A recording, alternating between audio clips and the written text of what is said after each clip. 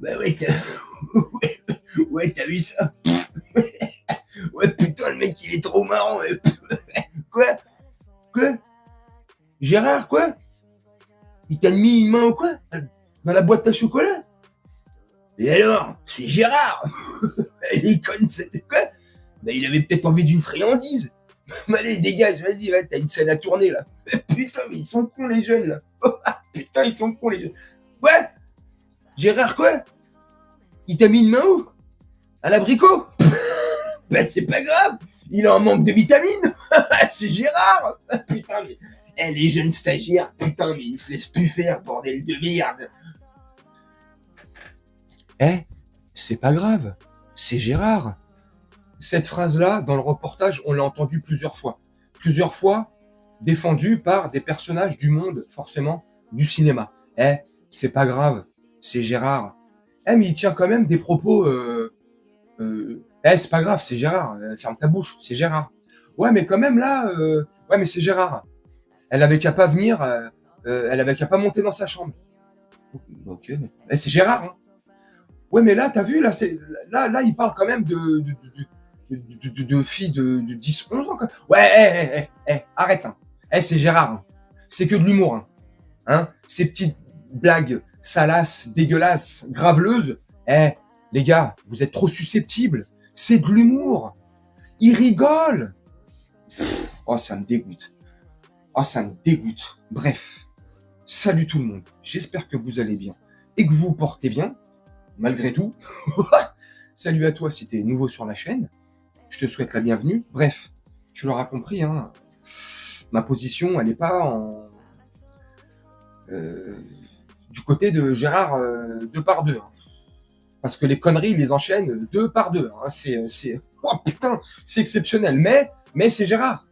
Tranquille. C'est pas grave. C'est de l'humour. Il rigole. Hein. Oh, il rigole. Yann Moix, qui le défend dans un premier temps. Oui, mais non. Qui nie d'abord tout ce qui s'est passé. Qui loue le voyage en Corée comme oh, les Coréens, ils l'ont regardé comme ça, Gérard. Oh, Gérard. Oh, ils ont dit que du bien de lui. Oh, ils ont aimé. Oh, il posait que des bonnes questions. Il s'intéressait au pays. Non. Lui, il s'intéressait que aux fruits et légumes. Les moules, les abricots, les aubergines, les salades, les frisettes, les poutres. Tiens, il s'intéressait aussi à la menuiserie. Il aime beaucoup les poutres. Non, mais à un moment donné, à un moment donné. Ça, tu te rends compte, tout ça, là, c'est des trucs qui sont filmés. Avec des micros, il y a là les gens autour. Le mec ne se cache pas du tout. Ouais, mais Gino, franchement, tu pourrais fermer ta gueule. Pourquoi? Mais c'est de l'humour, c'est Gérard. Ouais, excuse-moi, c'est Gérard. Enfin bref, à un moment donné, il y a une Coréenne qui lui explique, je sais pas c'est quoi, une espèce de structure qui est montée tout en bois. Il dit, regardez tout ça. Merde, tu vois. J'allais faire comme lui, me moquer d'eux, tu vois, parce que dès le début du reportage, il est singe en mimant, en se moquant un peu d'eux et de leur langue. Bref, elle lui explique que c'est un truc tout en bois, machin, ça a telle année. Hein. Lui, il dit, oh, ça, moi aussi, j'ai une poutre en bois, ça va, ma poutre en bois. Enfin bref, il fait que des allusions, graveleuses, salaces, dégueulasses. Moi, qui me dégoûte. Hein. Je te dis la vérité, et je veux pas faire. Et crois pas que je suis une sainte nitouche, une vierge effarouchée. Loin de là. J'ai eu plusieurs vies dans ma vie. J'en ai vu des trucs dégueulasses.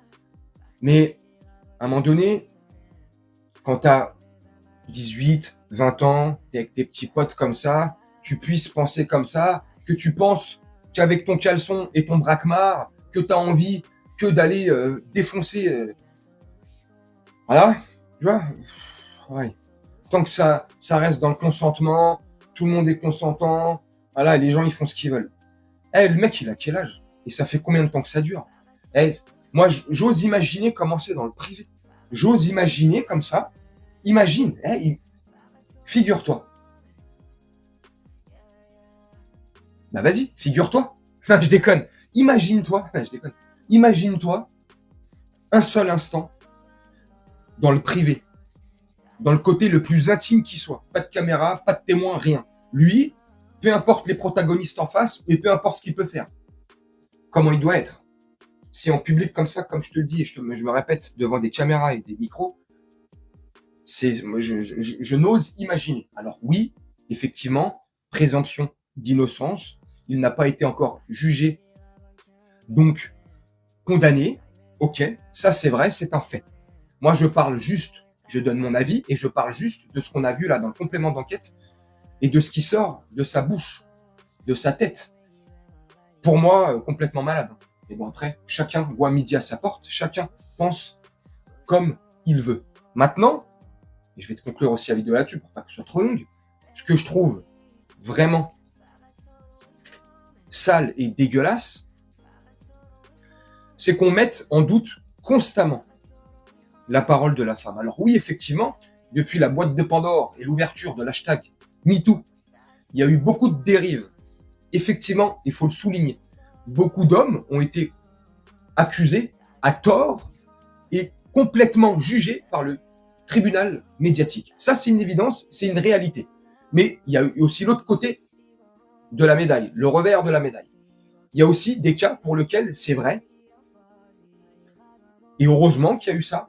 Ça a permis de faire condamner et de mettre en lumière des comportements abjects, monstrueux et dégueulasses. Ça, c'est une évidence. Mais est-ce qu'il faut constamment mettre en doute parce que il y a eu des faux et des dérives en termes de témoignages? Il faut remettre constamment en cause le témoignage de ces jeunes femmes ou femmes tout court qui témoignent dans ce reportage-là ou qui ont porté plainte. C'est entre les mains de la justice, mais bref. Non, à un moment donné, il y a des choses qui se rejoignent, des témoignages qui peuvent se rejoindre, et quand tu peux regrouper ces témoignages-là, tu as une jeune femme qui a à peine la vingtaine qui témoigne, tu as d'autres femmes mûres, qui ont de l'expérience, qui ont travaillé, qui l'ont côtoyé pendant un certain nombre d'années. Donc, tu vois, on ne peut pas dire non plus que c'est un complot. Je ne sais pas. Mais quand tu vois le comportement, ses idées, comment il parle, il n'a que ça en tête. Il n'a que poutre, kiki, abricot, moule. Il pense qu'à ça. Sur 18 heures de séquences filmées par Yann Moix, lui aussi a un gros problème dans sa tête, hein, c'est pas possible. Bref, en l'occurrence, c'est pas le sujet. Mais sur les 18 heures de rush filmées par Yann Moix, 75% de ce qui ressort de tous ces rushs, de toutes ces images et vidéos, et de toutes ces prises de son, c'est que des phrases dégueulasses. Toujours des mots sales vis-à-vis de la jante féminine. Dès qu'il croise une femme, il est obligé, je sais pas, mais à chaque fois, des mots déplacés, des mots, des allusions. Et tu verrais, je suis propre, j'ai bien dormi, j'ai pris une bonne douche, tu devrais venir voir et essayer avec moi. Tu verrais les rêves que j'ai faits, je vais te faire tester. Enfin bref, tu verrais ma poutre, ma son, oh la moule, oh ça ceci, oh elle doit être touffue. Oh, c'est que ça. Mais derrière, tout le monde le défend et Yann Moix le premier en te disant, mais c'est de l'humour. C'est Gérard. Putain les gars, putain c'est Gérard. C'est Gérard.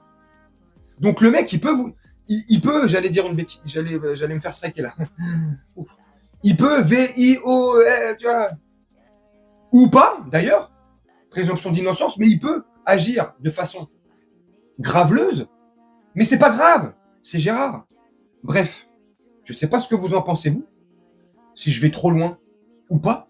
Une fois de plus, même si j'ai mon propre jugement déjà dans ma tête, mais je peux pas de manière publique, parce que là c'est une vidéo YouTube, c'est pas dans le cadre privé là, donc je peux pas non plus l'accuser. C'est ma façon de penser moi. C'est en cours d'instruction pour certains dossiers, il y aura certainement d'autres plaintes, ça aura certainement ouvert la boîte de Pandore, ce reportage, je ne sais pas. En tout cas, il est présumé innocent, il faut le rappeler malgré tout. Quand il y aura un jugement, quand il sera jugé, ça sera autre chose, on dira autre chose. En tout cas, moi, de mon point de vue, et je vais te laisser là-dessus, ce personnage me dégoûte. Je ne pourrai plus jamais le voir, ni le regarder, ni le voir dans un film. Personnellement, maintenant, chacun fait comme il veut. Chacun aime ce qu'il veut. Tous les goûts sont dans la nature, comme je dis souvent. Moi, c'est que mon avis, c'est que mon point de vue. Tu me donnes le tien en commentaire. Moi, je vais te laisser là-dessus. Je vais te faire un petit montage tranquillement. Et on se retrouve bientôt pour une prochaine vidéo. Je te souhaite une très bonne journée, une très bonne soirée ou une très bonne nuit. Et on se dit à bientôt. Ciao!